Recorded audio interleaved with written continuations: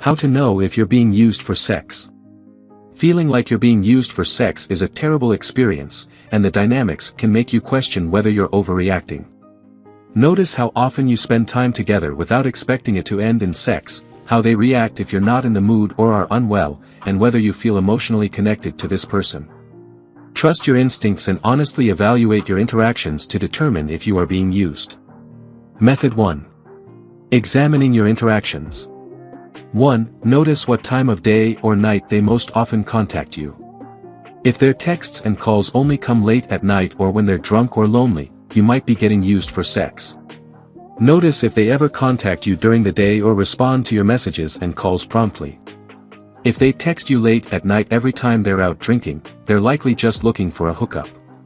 However, if you have regular conversations throughout the day about topics other than meeting up for sex, there may be more depth to the relationship. 2. Assess how often you stay in rather than go out on dates.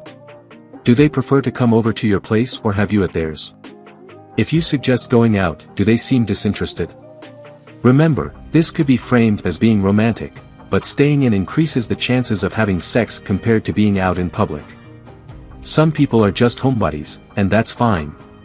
If the person you're seeing prefers staying in, consider how often you spend time together without it ending in them initiating sex. They might also make excuses about why they can't go out with you. 3. Observe how often your conversations have a sexual overtone. Review your text messages to see how often the conversation becomes flirty or sexual. Consider if you also discuss everyday topics like work, hobbies, or funny incidents. Observe how your conversations go when you're together. If they consistently turn sexual, it likely indicates that this person has one thing on their mind. 4. Take some time to think about whether your needs are met during sex. If the other person doesn't ensure that both of you are having a fulfilling experience, they may be focused solely on their own needs. If you end the night feeling unsatisfied and unheard, pay attention to that feeling. You might need to speak up and have a conversation, but it could also indicate that they aren't concerned about your needs. If you ask them to try different things or express your preferences and they don't listen, it's a clear sign that they're only interested in their own benefit. 5. Think about if they compliment you on things other than your looks. Everyone enjoys compliments on their looks, but if this person doesn't acknowledge your other qualities, such as your intelligence, humor, or compassion, they might have a one-track mind. It's important to consider whether you feel known and connected or if you feel like your body is the only thing that matters.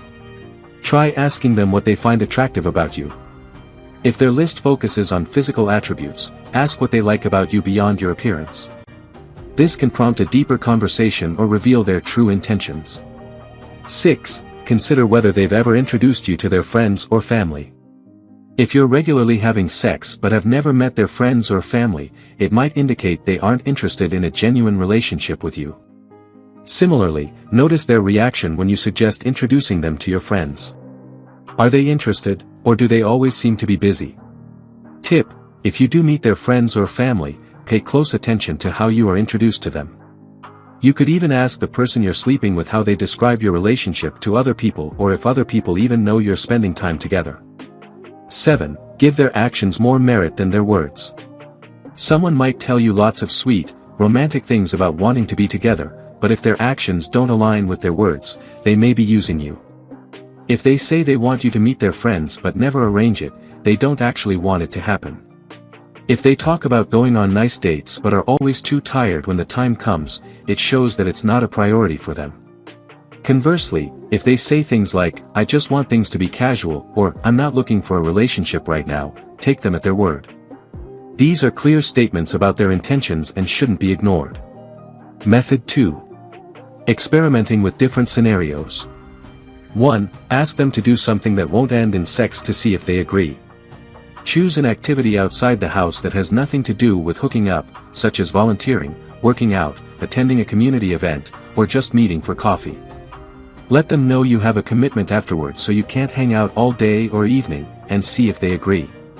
If they always make excuses or are busy, they might not be interested in anything other than sex. For example, you could text, "There's a cool event downtown next Saturday morning. Want to meet up for coffee and walk around? I have to meet my mom that afternoon, but I'd love to spend some time together beforehand." Another option is to say, I've been feeling cooped up lately and need to get out of the house. Want to join me for a run at the park after work? 2. Tell them you're not in the mood and observe what happens next.